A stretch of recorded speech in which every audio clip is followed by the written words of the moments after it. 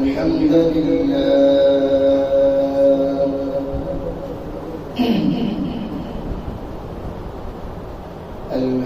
لله الذي جعل الشمس والقمر بحسبان والنجم والشجر يسجدان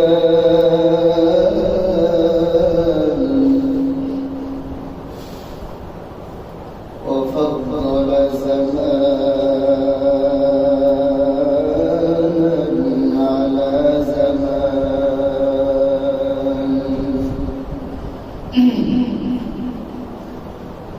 كما فضل مكانا على مكان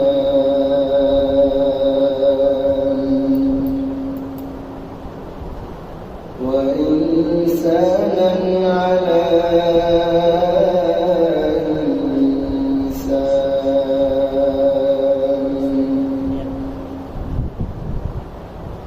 ونشهد أن لا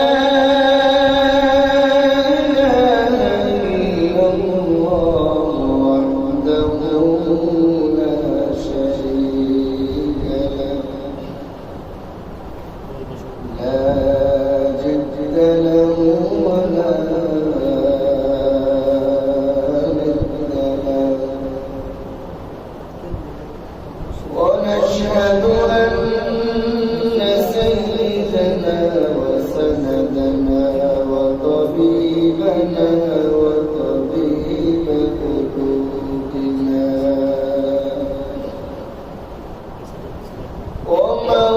ومولانا محمدا عبده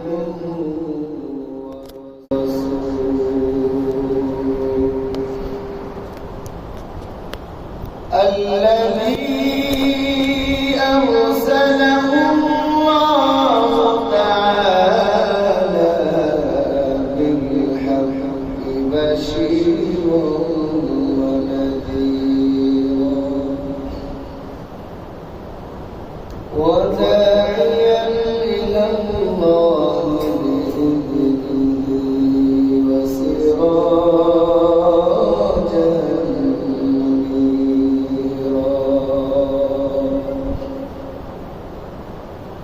أما بعد فأعوذ بالله من الشيطان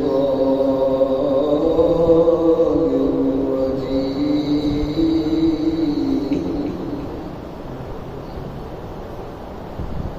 بسم الله الرحمن الرحيم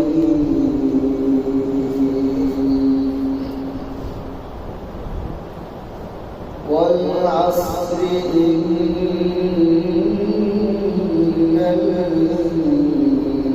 الإنسان لفي خسر إلا الذين آمنوا وعملوا الصالحات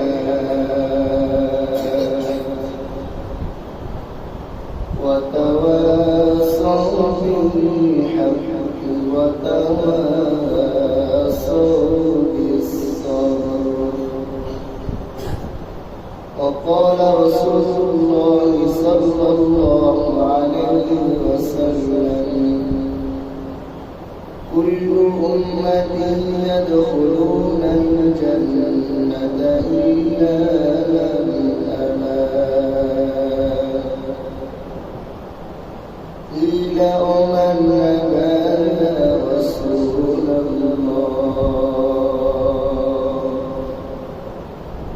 قال من أطاعني دخل الجنة ومن عصاني فقد أبى أو كما قال عليه الصلاة والسلام صدق الله مولانا العظيم وصدق رسوله النبي الكريم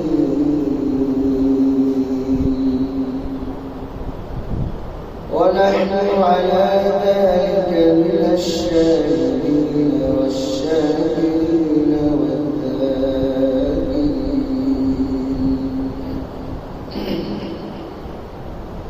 والحمد لله رب العالمين.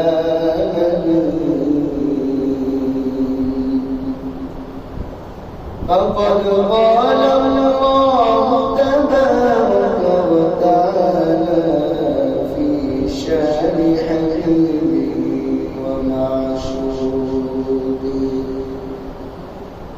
إن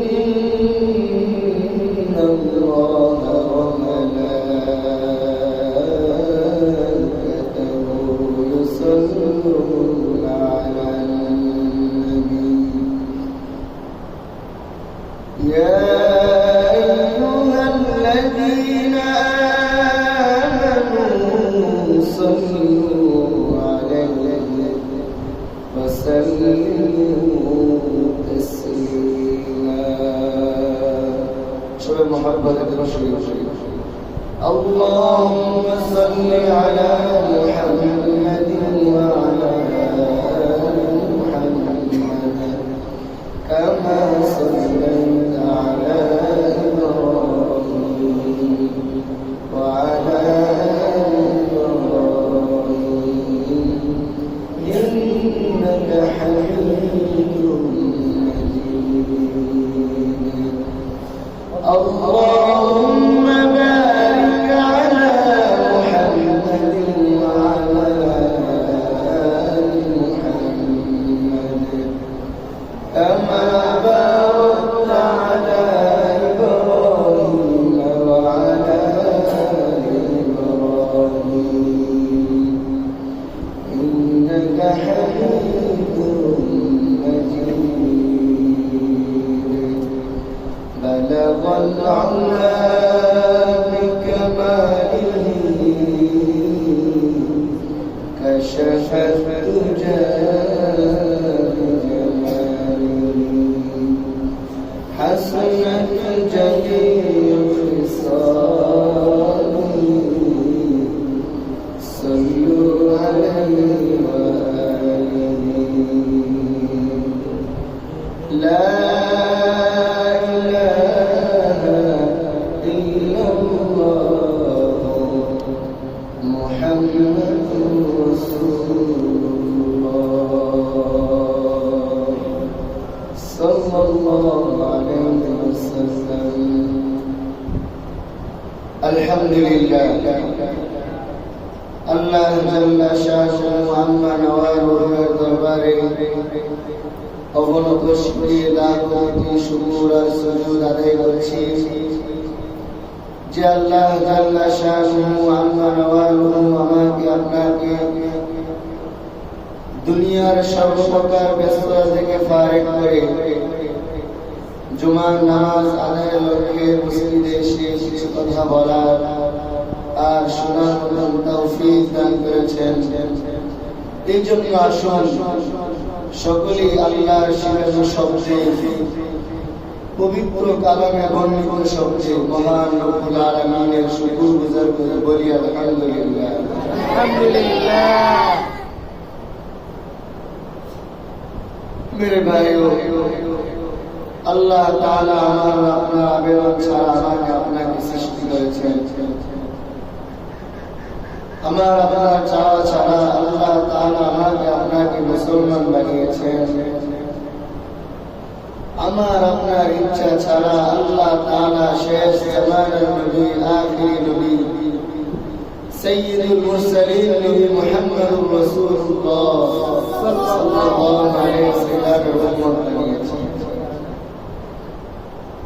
এর মহত্ব আর গুরুত্ব আমি আর আপনি না বুঝলেও প্রতি জামানার অসংখ্য নবী রাসূল যারা আখিরি জামানার পয়গম্বর মুহাম্মদ আরবি সাল্লাল্লাহু আলাইহি ওয়াসাল্লামের উম্মত হওয়ার জন্য আল্লাহর কাছে দোয়া করেছেন। কি পরিমাণ গুরুত্ব হইতে পারে এই নবী উম্মত হওয়ার মধ্যে, যাদেরকে আল্লাহ তাআলা রিসালাত দান করেছেন, যাদেরকে আল্লাহ তাআলা নবুয়ত দান করেছেন। এত শ্রেষ্ঠতম মর্যাদার এক দান নবুয়ত, রিসালাত, এটা পাওয়া সত্ত্বেও তাদের একটা আকাঙ্ক্ষা ছিল, তারা আল্লাহর কাছে দোয়া করেছে, আল্লাহ শেষ জামানার নবী মুহাম্মদুর রাসূলুল্লাহ সাল্লাল্লাহু আলাইহি ওয়াসাল্লামের উম্মত আমাকে বানিয়ে দাও। কেমন আবেদন! তারা কিভাবে এই নবীর দাম আর মূল্য বুঝেছে।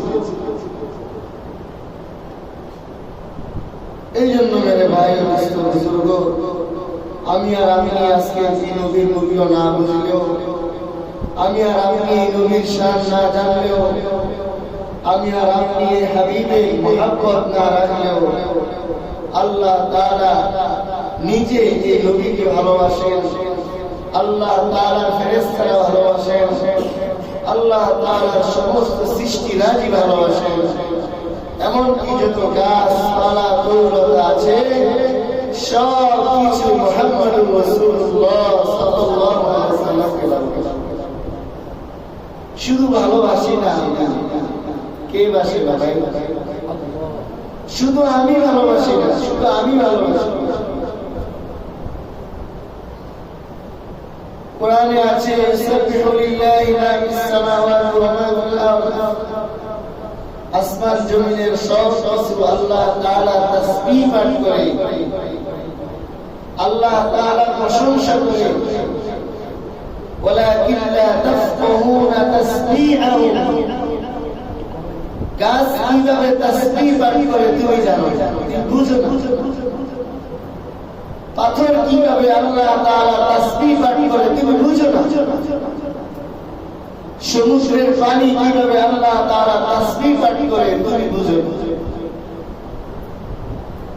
না। সমুদ্রের পানি, গাছের পাতা, প্রতিটা পাথর, জমিনের মাটি, সমস্ত কিছু আল্লাহ তাআলা প্রশংসা তাসবিহ পাঠ করে। করি না শুধু আমি, করি না শুধু কে? আমি, বলেন কে? শুধু আমি করি। অনুরূপ মুহাম্মদুর রাসূলুল্লাহ সাল্লাল্লাহু আলাইহি ওয়াসাল্লামকে ভালোবেসেছেন সবাই, ভালোবাসি নেই শুধু আমি, শুধু আমি। আমার মুখ যতটা পটু নবীর শান বলা, আমার অন্তর ততটা বলে না। আমার মুখ অন্যকে দোষারোপ করার জন্য, আমার দোষ প্রকাশ করার জন্য, আমার এই মুখ অন্যকে দোষী করার জন্য যতটা পটু, এই জবান নবীর প্রশংসায় ততটা পটু হয়। আমার এই জবান রবীন্দ্রনাথের কিচ্ছা কাহিনী পড়তে যতটা পটু, কাজী নজরুলের জীবনী পড়তে যতটা পটু, বিভিন্ন ফালতু উপন্যাস পড়তে যতটা পটু, এই জবান ঠিক ততটাই মুহাম্মদুর রাসূলুল্লাহ সাল্লাল্লাহু আলাইহি ওয়াসাল্লামের জীবনী পড়তে ততই কম পড়ি। আজকে আমরা নবীজির আদর্শ, নবীজির জীবনী, যা কি সৃষ্টি না হইলে আমি আপনি সৃষ্টি হইতাম না, কোন কায়নাত সৃষ্টি হইতো না। আজকে আমরা তার জীবনী জানি না, আজকে আমরা তাকে চিনি না, অথচ আমরা সুন্নি ওয়াহাবীর মতভেদ তৈরি করতে পারি। কি বলে? আমরা সুন্নি ওয়াহাবী মতভেদ তৈরি করতে পেরেছি, কিন্তু নবীজির জীবনী জানতে পারি না। আমরা বুঝেছি দাঁড়িয়ে কিয়াম করলে সুন্নি, আর দাঁড়িয়ে কিয়াম না করলে ওয়াহাবী, আমরা এটা বুঝেছি। কিন্তু নবীজির জীবনী জানলে, নবীজির জীবনী পড়লে, নবীজির জীবনী লিখলে সব আমরা সেটা বুঝি, আমরা সেটা বুঝি। এই জন্য আমাদের একজন বুজুর্গ আলেম মুফতি আমজাদ হুসাইন সাহেব সম্মানিত প্রিন্সিপাল, শাইখুল হাদিস, তিনি বলেন যারা দাঁড়ায় কিয়াম করে তারা মনে করে আমরা যারা দাঁড়ায় করি না আমরা ওয়াহাবি, আর তারা দাঁড়ায় করে তারা সুন্নি। উনি প্রায় সময় কথা বলেন, তাহলে যারা দাঁড়াইয়া করে সুন্নি, এটা তো ক্লিয়ার, এই বিষয়টা তো ক্লিয়ার। আর যারা দাঁড়াইয়া ইয়ানুরি করে না তারা ওয়াহাবি। তো উনি বলেন যারা বসে বসে দুরূদ শরীফ পড়ে তারা কি বলে? বসে দুরূদ শরীফ পড়া যায় না? কথা বলেন না কেন যায় না? পড়া যায়। দুরূদ শরীফ দাঁড়ায় পড়া যায়, দুরূদ শরীফ বসে বসে পড়া যায়, দুরূদ শরীফ শুয়ে শুয়ে পড়া যায়, দুরূদ শরীফ হাঁটতে হাঁটতে পড়া যায়। তাহলে যারা দাঁড়াইয়া ইয়ানুরি পড়ে তারা সুন্নি, যারা বসে বসে পড়ে দুরূদ শরীফ তারা ওয়াহাবি, যারা শুয়ে শুয়ে পড়ে তারা কি বলেন? এই জন্য মেরে ভাইও যে কথাটা বলতে চাই সেটা হচ্ছে আজকে আমরা আমাদের মধ্যে মতভেদ তৈরি করতে পেরেছি, আজকে আমরা আমাদেরকে নিয়ে দুই গ্রুপ বানাইতে পেরেছি, কিন্তু আমরা আজকে পর্যন্ত জীবনে 30, 35, 40 বছর আবার হয়ে গিয়েছে, আজ পর্যন্ত নবীজির জীবনে আমি জানি। বড় দুঃখ আর পরিতাপের বিষয়, বড় দুঃখ আর পরিতাপের বিষয়। নবীজির জীবনে জানতে আমার দিলের মধ্যে কোনো প্রকার আগ্রহ সৃষ্টি হয়, বরঞ্চ যারা শোনাইতে চায় নবীজির জীবনী আমরা তাদের থেকে শোনার সময় পুরো পাই না। আমরা অত্যন্ত ব্যস্ত, আমাদের অফিস আছে, আমাদের দোকানদারি আছে, আমাদের ব্যবসা বাণিজ্য আছে, আমাদের গাড়ি আছে, আমাদের স্ত্রী পরিবার আছে, আমাদের ঘরের কাজ আছে, আমার মসজিদের কাজ আছে, আমার এই আছে, আমার সেই আছে, বিভিন্ন বাহানা আমরা নবীজির জীবনী কাল থেকে জানার সুযোগ পাই। অথচ আমরা সুন্নি ওয়াহাবি দুই গ্রুপে মারামারি করতে শিখেছি, দুই গ্রুপে তর্ক বিতর্ক শিখেছি, এলাকার মধ্যে দুই গ্রুপ হয়ে বেঁচে থাকতে শিখেছি। গ্রুপিং এই উম্মতের কাজ নয়, এই উম্মতের কাজ গ্রুপিং নয়। নবীজি এসেছিলেন সমাজের সমস্ত প্রকার ডিভাইডেড এগুলোকে নিরসনের জন্য, সমস্ত প্রকারের শত্রুতা, সমস্ত প্রকারের হিংসা বিদ্বেষ দূর করার জন্য এসেছেন। এসে এই কথাই ঘোষণা করেছেন, وَكُنْتُمْ عَلَى شَفَا حُفْرَةٍ مِنَ النَّارِ فَأَنْقَذَكُمْ مِنْهَا فَأَصْبَحْتُمْ بِنِعْمَتِهِ إِخْوَانًا। তোমরা এমন চরম পর্যায়ে শত্রুতার হিংসার মধ্যে নিমজ্জিত ছিলে যে তোমাদের একজনের ঘাটে অন্যের উট এসে যদি পানি খাইছে, এই শত্রুতা, এই প্রতিহিংসার কারণে তোমরা গোত্র কি গোত্র, একদিন 2 দিন নয়, এক সপ্তাহ 2 সপ্তাহ নয়, 1 মাস 2 মাস নয়, 1 বছর 2 বছর নয়, দীর্ঘ 30-40 বছর পর্যন্ত তোমরা এটার জন্য প্রতিশোধ হবে, প্রতিহিংসায় তোমরা প্রচলিত হয়েছে। তোমরা এত নিকৃষ্ট হয়েছে, এত শত্রুতা তোমাদের পরস্পরে ছিল, এত হিংসা কলহ দ্বন্দ্ব তোমাদের মধ্যে ছিল। আল্লাহ তাআলা মুহাম্মদ আরবি সাল্লাল্লাহু আলাইহি সাল্লামকে প্রেরণের মাধ্যমে, পাঠানোর মাধ্যমে এই জাতীয় হিংসা বিদ্বেষ কলহ দ্বন্দ্বকে দূর করে দিয়েছেন। বলেন সুবহানাল্লাহ। আজকেও সেই জাহিলি যুগের হিংসা বিদ্বেষ কলহ আমাদেরকে চরমভাবে গ্রাস করেছে, চরমভাবে, যার কারণে আজকে আমরা ভাই ভাই দ্বন্দ্ব হয়নি, হয়। কিছুদিন আগে এক পরিবারের এক ছোট ভাই, সে তার মনের আবেগ ফেসবুকে প্রকাশ করছে। সেটা হচ্ছে তার বাবা মারা গেছে, ছোটবেলায় মারা যাওয়ার কারণে সে ছোট ছিল তখন, তারা 6 ভাই। তো 6 ভাই, বড় ভাই মনে করেন মাত্র আইএ পরীক্ষার্থী, তারপর ভাইগুলো কত ছোট ছোট ছোট। তো ছোট ভাই তার আবেগ প্রকাশ করেছে যে বাবা সরকারি চাকরি করতেন, সেই টাকা বাবা যখন মারা যায়, মায়ের পেনশনে উঠেছেন, সেই টাকা দিয়ে ভাইয়েরা বিদেশ গেছে, বড় ভাইয়েরা বিদেশ করছে, তার কোনো শখ পুরো হয় না। বাচ্চাদের শখ কি থাকে? একটা গাড়ি, একটা ভালো পোশাক, একটা প্যান্ট, একসময় বলেছি। তার শখ পুরো হয় নাই, সেই কথাটা ফেসবুকে প্রকাশ করেছে। কোথায়? ভাইয়ের কাছে সরাসরি বলে না, ফেসবুকে প্রকাশ করেছে। তো ফেসবুকে যে প্রকাশ করছি, তার ভাইতে এই সংবাদ পাইছে। তার ভাইয়ের ফ্রেন্ড লিস্টে আরো 5-7 হাজার ফ্রেন্ড তার আছে। এখন বড় ভাইয়ের আত্মমর্যাদা আঘাত করছে। যখন ছোট ভাই এই কথা লিখছে, বড় ভাইয়ের বন্ধুরা তাকে প্রশ্ন করতে শুরু করলো, ব্যাপার কি? তোমার ছোট ভাইদের কোনো শখ পুরা করো না, এটা করো না, সেটা করো না। সম্মানে আঘাত লাগছে। বড় ভাই ছোট ভাইয়ের প্রতি এতটা রাগ হয়েছে, সে তার মাকে বলে দিয়েছে সে যেন আমার জায়গায় বাড়া না, সে যেন আমার ঘরে বাড়া না। কি বলে? সাধারণ একটা কোষ।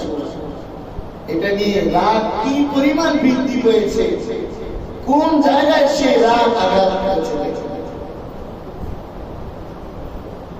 দীর্ঘ 25-26 বছরের সম্পর্ক, বাবাহীন এই বান্ধব, এই বন্ধুত্ব, এই ভ্রাতৃত্ব, বড় ভাই ছোট ভাইয়ের প্রতি স্নেহশীল, ছোটরা বড়দের প্রতি শ্রদ্ধাশীল, এই ভ্রাতৃত্ব বন্ধন মুহূর্তের মধ্যে নষ্ট হয়ে গেছে।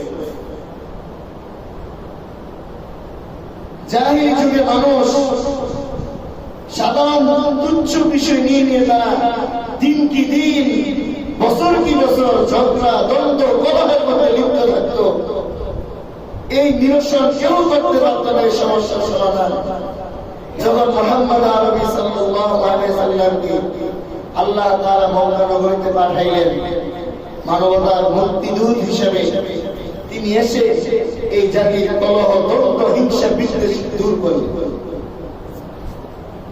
মুহাম্মদুর রাসূলুল্লাহ সাল্লাল্লাহু আলাইহি সাল্লামকে আল্লাহ তাআলা পাঠিয়েছেন কেন? দ্বীনের দাওয়াতের জন্য। কিসের জন্য ভাই? দ্বীনের দাওয়াতের জন্য।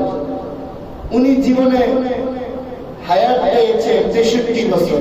প্রসিদ্ধ রিওয়ায়াত অনুযায়ী, কম বেশি আরো মতামত আছে। 63 বছর হায়াতের মধ্যে 40 বছর পর ওনার উপরে নবুয়ত এসেছে।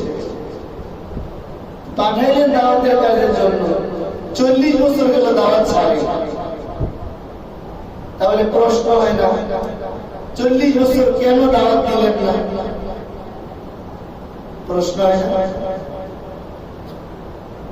মুহাম্মদুর রাসূলুল্লাহ সাল্লাল্লাহু আলাইহি সাল্লাম 40 বছর দাওয়াত দেন না, এটা নবীজির নবী হওয়ার নীরব এক প্রমাণ।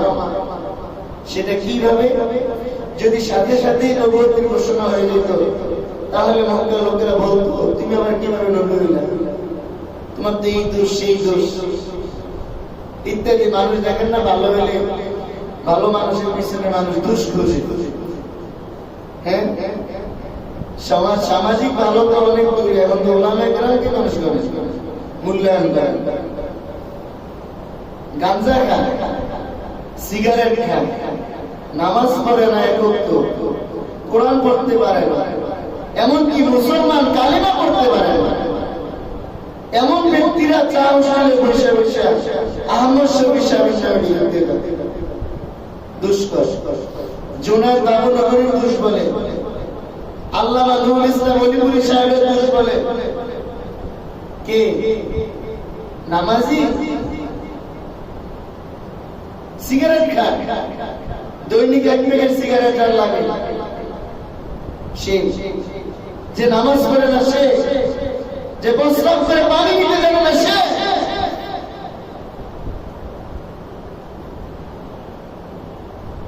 তো নবীজি 40 বছর এই সমাজের মানুষের সাথে বসবাস করেছেন।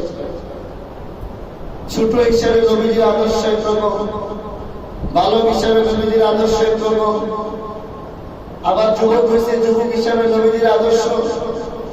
40 বছর হয়েছে একটা মানুষের অবস্থাটা কি? আমাদের এখন আমার বয়স চলে 33, আমি কতটুকু বয়সে হয়ে গেছি? আরো 7 বছর 40 হয়ে দেখবেন দাড়ি পাই দিয়ে গেছে। আমার এখানে একটা দাড়ি এখানে লাল হয়ে গেছে, মানে পাকার উপগ্র। আমাদের একটা বংশীয় দ্বারা আছে, অল্প বয়সে দাড়ি পেয়ে এটা আমাদের বংশীয় দ্বারা। এখনই একটা দাড়ি লাল হয়ে গেছে, স্বেচ্ছায় লাল হয়ে গেছে। মানে সে আমাকে একটা নখ করলো, তোমার দাড়ি কিন্তু বাড়তে শুরু করছে, খবর কিন্তু কাজ। কি বলেন? খবর কাছে এলো না দূরে গেল? কাছে চলে এসেছে। 40 বছর বয়সে বয়স পর্যন্ত এই মানুষটা তাদের মধ্যে চলাফেরা আল্লাহ তাআলা করাইছেন। কেন? আল্লাহ তাআলা জানতেন তারা এই কথা বলবে, বলেছে মা লিহাদা রাসূল ইয়াকুলু আত-তাআম ওয়া ইয়ামশি ফিল আসওয়াক। এটা আবার নবী কি করে খানা খায়, কি বলে খানা খায়, বাজার ঘাট করে বিবাহ শাদী করছে, এ আবার নবী কি করে? মানে তাদের ধারণা নবী তো একটু ফেরেশতা হবে। লাউলা উনজিলা আলাইহি মালাক, মুহাম্মদকে না পাঠালে আল্লাহ এভাবে ফেরেশতা বানাইতে পারলো না।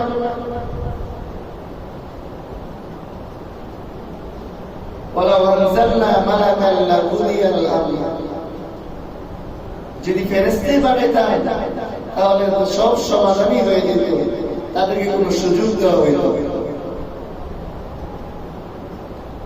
এই জন্য নবীজি নবী হওয়ার জন্য 40 বছর আল্লাহ তাআলা দিনের কোনো হুকুম জারি করেন না। তাদের মধ্যে বসবাস করাইছেন, চলাফেরা করাইছেন, বাজারঘাট করাইছেন। এক পর্যায়ে মক্কার সমস্ত মানুষ এই কথা বলেছে, মুহাম্মদ সাধারণ কোনো ব্যক্তি নয়, মুহাম্মদ আল আমিন, অত্যন্ত বিশ্বস্ত এক মহামানবের নাম মুহাম্মদ। অত্যন্ত বিশ্বস্ত এক মহামানবের নাম কি? মুহাম্মদ সাল্লাল্লাহু আলাইহি ওয়াসাল্লাম। যখন তারা এই কথা বলেছে 40 বছর পর, তখন আল্লাহ তাআলা ওহীর সূচনা করেছেন, ওহী নাযিল করেছে, কোরআন তার উপরে নাযিল করেছে। এই জন্য মেরে ভাই, যে কথা বলতেছিলাম, আরবের সেই জাহিলি যুগের মানুষগুলা যারা কাবা নগরীতে 360টা মূর্তি রেখে 360টা মূর্তি রেখে তারা তওয়াফ করত, কি পরিমাণ নিকৃষ্ট হয়েছিল। জীবন্ত কন্যাকে আব্দুল বলতে পারে, এমন জীবন্ত কন্যাকে তারা জীবন্তই পুঁতে ফেলত, মেরে না কবরে একবারে জীবন্ত লাশ দাফন করে। তাও আমাদের মতো উপরে বাঁশ দিয়ে একবারে চাপানো। কি পরিমাণ সত্য তাদের মন হয়েছিল। যখন তাদেরকে কোনো কন্যা সন্তানের সুসংবাদ দেওয়া হইত, চেহারা কালো বিবর্ণ হয়ে যেত, অনেকটাকে একটা অপমানের কারণ মনে হতো, লজ্জা মনে করত, লাঞ্ছনার বস্তু মনে করত। এত নিকৃষ্ট মানুষগুলোকে আল্লাহ তাআলা মুহাম্মদ আরবিকে প্রেরণের মাধ্যমে ফাসবাহতুম বিনিয়ামাতিহি ইখওয়ানা, আল্লাহ তাআলা একে অপরের মধ্যে ভ্রাতৃত্ব বন্ধন পয়দা করে দিয়েছে। ভ্রাতৃত্বের বন্ধন কতটুকু ভালোবাসা হয়েছে, কি পরিমাণ ভালোবাসা হয়েছে। মক্কা থেকে হিজরত করে যখন মদিনাতে নবীজি যান, মদিনার আনসার সাহাবীরা, এই মুহাজির সাহাবীদের জন্য যারা মক্কা থেকে গেছে নবীজির সাথে, তাদের জন্য যাদের ঘর দূরে ছিল একটা ঘর দিয়ে দিছে, যাদের খাবার বস্তু এক বস্তা ছিল অর্ধেক দিয়ে দিছে, যাদের 2টা স্ত্রী ছিল একটা স্ত্রী দিয়ে দিছে। তারা তাদের সম্পত্তির মধ্যে পর্যন্ত মুহাজির সাহাবীদেরকে ভাগ দিয়েছে। কি পরিমাণ ভালোবাসা তৈরি হয়েছে, কি পরিমাণ ভ্রাতৃত্ব বন্ধন তৈরি হয়েছে, নবীজির সহবতে রয়েছে, নবীজি নবীজির মাধ্যমে আল্লাহ তাআলা করেছেন। এই জন্য আল্লাহ তাআলা বলেন ওয়াতাসিমু বিহাবলিল্লাহি জামিআ, আল্লাহ তাআলার দ্বীনকে তোমরা সকলে আঁকড়ে ধরো। ওয়ালা তাফাররাকু, তোমরা কিন্তু মতভেদ তৈরি করো না, তোমরা মত পার্থক্য সৃষ্টি করিও না, তোমরা দল দল হয়ে যাও না, তোমরা এক রাসূলের উম্মত, এক কাবার দিকে ফিরে নামাজ পড়নেওয়ালা মুসল্লি, এক কোরআনের মানুষ, তোমরা তোমরা এক আল্লাহর বান্দা, সুতরাং সকলে এক হয়ে যায়। ওয়াজকুরু নি'মাতাল্লাহি আলাইকুম ইয কুনতুম আ'দাআ, স্মরণ করো সেই সময়কে যখন তোমরা একে অপরের শত্রু ছিলে, আর সেই শত্রুতাকে আল্লাহ তাআলা মুহাম্মদ আরবি সাইয়্যিদুল মুরসালিন খাতামুন নবিয়্যিন নবী মুহাম্মদুর রাসূলুল্লাহ সাল্লাল্লাহু আলাইহি সাল্লামকে পাঠিয়ে সেই শত্রুতাকে দূর করেছেন। এমনকি ওয়াকুনতুম আলা শাফা হুফরাতিন মিনান নার, তোমরা অপরাধ করতে করতে জাহান্নামের ধার প্রান্তে পৌঁছে গিয়েছিলে, একেবারে জাহান্নামের কিনারে চলে গিয়েছে। আর নবীজিকে পাঠিয়ে আল্লাহ তাআলা সেই জাহান্নামের কিনারা থেকে বাঁচিয়ে তোমাদের মতো ওমরের মতো ব্যক্তিকে জান্নাতি করে দিয়েছে। কত বড় দুঃসাহস আর কত বড় খারাপ মন হইলে খোলা তরবারি নিয়ে সোজা চলে আসতেছে নবীজির গর্দানে। চিন্তা করে একটু ভাবে, আজকে যদি আপনার সন্তান আপনাকে হত্যা করার জন্য খোলা তরবারি নিয়ে বের হয়ে আসে, মানুষ কি বলবে? আপনার ছেলেকে অনেক ভালো বলবে। এমন এক নিকৃষ্ট জাতির মানুষ, জাহিলি যুগের মানুষ, ওমরের মতো ব্যক্তি, যিনি ইসলাম গ্রহণ করেছেন 43 নম্বরে। কত নম্বরে? 42 জনের পরে 43 নং মুসলমান তিনি হলেন হযরত ওমর। আর তার মেহনত, ইসলামের জন্য তার ত্যাগ, তার কুরবানির বদৌলতে আল্লাহ তাআলা তাকে 2 নাম্বার করে দিয়েছে। ভর্তি হয়েছে 43 নম্বরে, পরীক্ষায় কত নাম্বার? 2 নাম্বার সিরিয়ালে চলে আসছে। আল্লাহু আকবার বলেন। আমরাও যদি আমাদের মেহনতের মাধ্যমে, কুরবানির মাধ্যমে, ত্যাগ দিয়ে আল্লাহ তাআলার সন্তুষ্টি অর্জন করতে পারি, নবীজির আদর্শকে আঁকড়ে ধরতে পারি, আমাদেরকে আল্লাহ তাআলা নবীদের সাথে জান্নাত দিয়ে দিবেন। নবীজি বলেন মান আহাব্বা সুন্নতি ফাকাদ আহাব্বানি, যে আমার সুন্নতকে ভালোবাসলো সে আমাকেই ভালোবাসলো। ওমান আহাব্বানি কানা মাই ফিল জান্নাহ, আর যে আমাকে ভালোবাসলো সে তো আমার সাথেই জান্নাতে যাবে, আমার সাথেই জান্নাতে যাবে। এই জন্য মেরে ভাইও, যে কথা বলতেছিলাম গত সপ্তাহে আলোচনা করেছি সূরা আসর। আসর কি? আসর সম্পর্কে আমি আলোচনা করেছি। তারপর আমি আলোচনা করেছি সমস্ত মানুষ ক্ষতিগ্রস্ত। আসলে এই সূরাটা যখন নাযিল হয়, এটার একটা প্রেক্ষাপট ছিল। কোরআনের ভাষায় এটাকে বলা হয় শানে নুজুল। হাদিসের পরিভাষাটাকে কি বলে?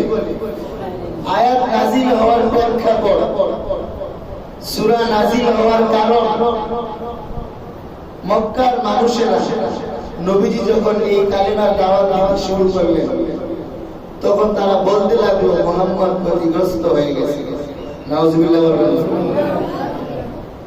মুহাম্মদ কি হয়ে গেছে?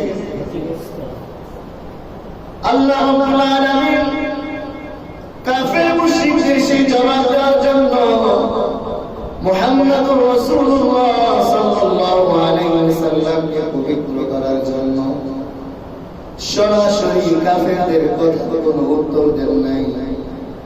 সরাসরি কাফেরদের কথার প্রতিবাদ না করে আল্লাহ তাআলা বলে দিলেন, ক্ষতিগ্রস্ত মুহাম্মদ না তোমরা।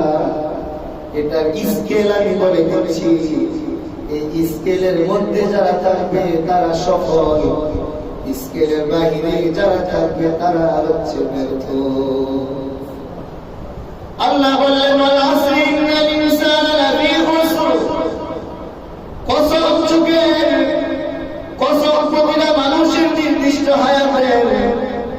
ইন্নাল ইনসান নিঃসন্দেহে প্রতিটা মানুষ লাফি খুসরিন অবশ্যই ক্ষতিগ্রস্ত।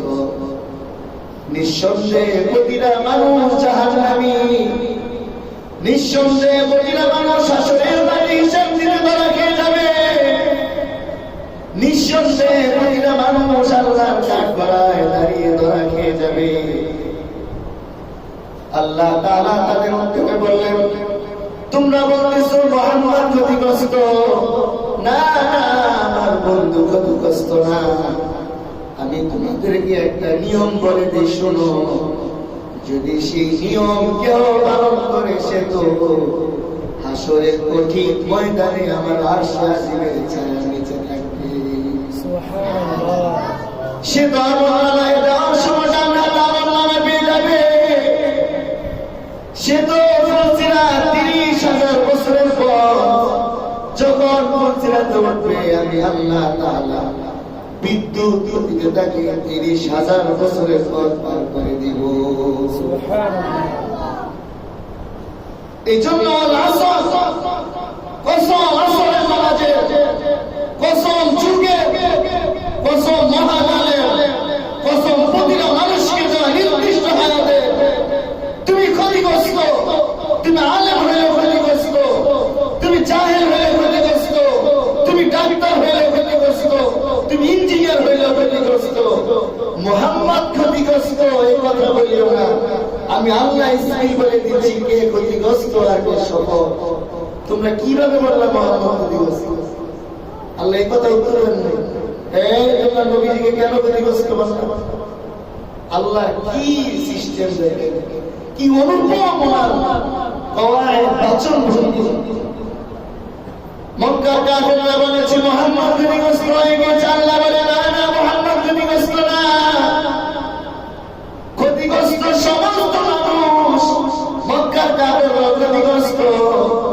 মুহাম্মদ সাল্লাল্লাহু আলাইহি ওয়াসাল্লামের কাছে যারা চাচা তারাও ক্ষতিগ্রস্ত।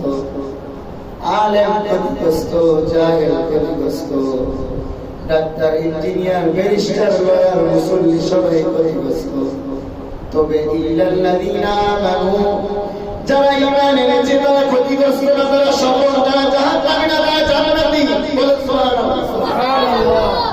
যারা ঈমান এনেছে তারা জান্নাতি। নবীজি বলেন, মান ক্বালা আখিরু কালামিহি লা ইলাহা ইল্লাল্লাহু দাখালাল জান্নাহ। বলে সুবহানাল্লাহ। নবীজি বলেন, যার শেষ কালিমা হবে লা ইলাহা ইল্লাল্লাহ, মৃত্যুর আগে যে কালিমা পড়বে সে বিনা হিসাবে জান্নাতে চলে যাবে। ইল্লাল্লাযীনা আমানু, যারা ঈমান এনেছে তারা ছাড়া সব মানুষ ক্ষতিগ্রস্ত। ওয়া আমিলুস সলিহাত, যারা ঈমান আনার পরে নামাজ পড়েছে, যারা ঈমান আনার পরে রোজা রেখেছে, যারা ঈমান আনার পরে মুআমালাত ঠিক করেছে। মুআশারা বুঝে, মুআমালাত বুঝেন আপনারা? লেনদেন করি না আমরা? আমাদের লেনদেনে ভেজাল আসেনি? আসেনি ভেজাল? দোকানদার ভয়ে ভাবে দেয় লেগে গেলে বাকি চাইলো দেবে। কারণ নেওয়ার সময় সেই চেহারা, নেওয়ার পরে বুঝেই পাওয়া যাবে। কি বলে?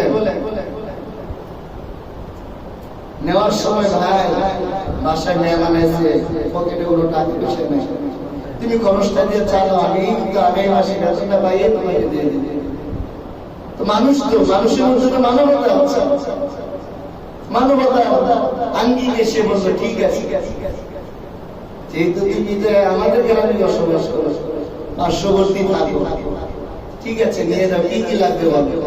আমাকে 5 কেজি চাল দাও, 5 কেজি পোলাও দাও, হ্যাঁ পোলাও চাল যেটা আছে, তেল দাও 5 কেজি, পেঁয়াজ দাও 2 কেজি। এইভাবে করতে করতে মোটামুটি 2-2.5 হাজার একটা মেনু তৈরি হচ্ছে। মেনু কইরা বাকির খাতায় উঠে আসছে। এই যে অক্টোবরে নিচে, অক্টোবর, নভেম্বর, ডিসেম্বর, জানুয়ারি, 2022 অক্টোবর এসে পড়ছে, তার সাথে ওই দিনের পরে আজ পর্যন্ত যোগাযোগ হয় না। এমন কাস্টমার আছে না? ধোঁকাবাজ।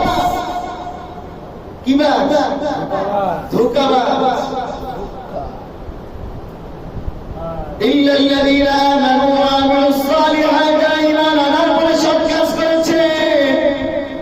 যারা ঈমান আনার পরে মানুষকে ধোঁকা দেয় না, যারা ঈমান আনার পরে লেনদেন ভালো করেছে, যারা ঈমান আনার পরে নিজের মা বাবার সাথে সদাচরণ করেছে, যারা ঈমান আনার পরে নিজের স্ত্রীর সাথে উত্তম আচরণ করেছে, হুসনে আখলাক প্রদর্শন করেছে, আল্লাহ তাআলা বলেন এই গুণের মানুষগুলা ছাড়া যত মানুষ আছে সবাই ক্ষতিগ্রস্ত। ঈমান ছাড়া মানুষ জাহান্নামী, ঈমান ছাড়া মানুষ জাহান্নামে যাবে, আমল ছাড়া মানুষ কবরের আযাবে গ্রেফতার হবে, আমলহীন মানুষ আরশে আজিমের ছায়াতে বঞ্চিত হবে। এই জন্য প্রতিটা মানুষের আত্মিক কাজ হচ্ছে দুইটা, ঈমান এবং সৎ আমল। ঈমান এবং সৎ আমল, এটা আমার ব্যক্তিগত কাজ। আর এই ঈমান আর সৎ আমলের মাধ্যমে কোনো মানুষ নাজাত পাবে না যতক্ষণ না আরো দুইটা কাজ করে। কয়টা? ওয়াতাওয়াসাউ বিল হক, তোমরা পরস্পরে সৎ কাজের আদেশ করবে, সত্য কথা বলবে, সত্যের পথে মানুষকে ডাকবে।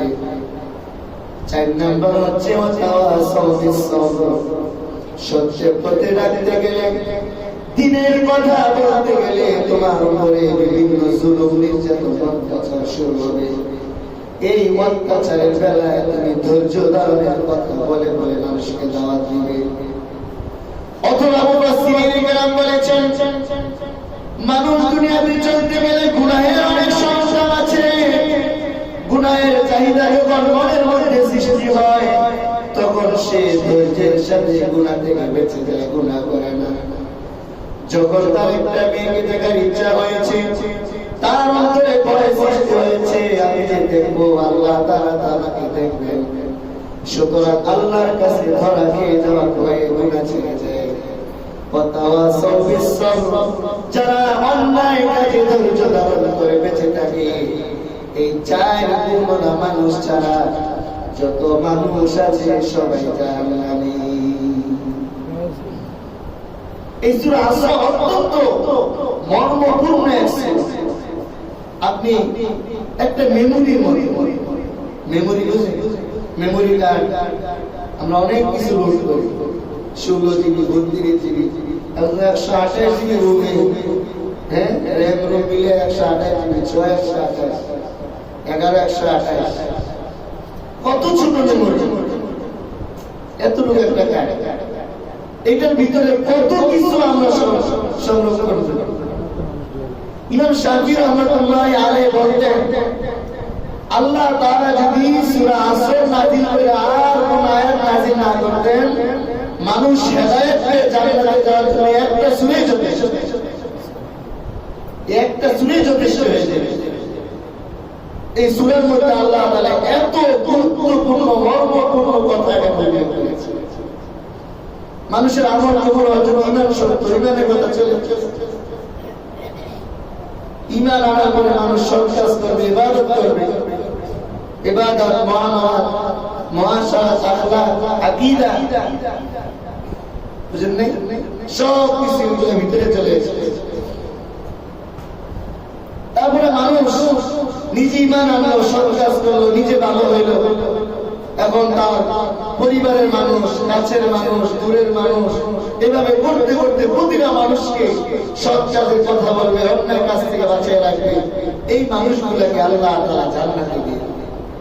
এই জন্য আসেন ভাই, আমরা নিজেরা ভালো হই, নিজেরা ঈমানওয়ালা হই, নিজেরা সৎ কাজ করেওয়ালা হই, আর আমি আমার পরিবার পরিজনের লোকদেরকে সৎ কাজের কথা বলি।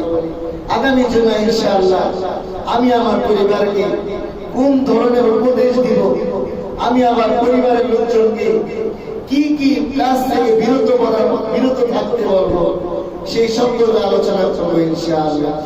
আজকের এই জুমায় আমি আমার নিজের ঈমান আমলের কথা ভেবে আসুন নিয়ত করি, আজকে থেকে আমরা আমাদের ঈমানকে পরিপক্ক করার জন্য যা করতে হয় তাই করবো ইনশাআল্লাহ। সাহাবায়ে কেরামের জীবনী শুধু শুনে জীবনে বাস্তবায়ন করতে হবে না? করতে হবে না? আমরা তো সুখে থেকে ঈমান পেতে চাই। সাহাবায়ে কেরাম ঈমান আনার পরে কষ্টের পর কষ্ট তারা ধৈর্যের সাথে মেনেছে। আগামী জন্য আলোচনা হবে ইনশাআল্লাহ। আল্লাহ তাআলা আমাদের সকলকে জেনে বুঝে আমল করার তৌফিক দান করুন। বলুন আমিন। ওয়া আখিরু দাওয়ানা আলহামদুলিল্লাহি রাব্বিল আলামিন। যারা সুন্নাত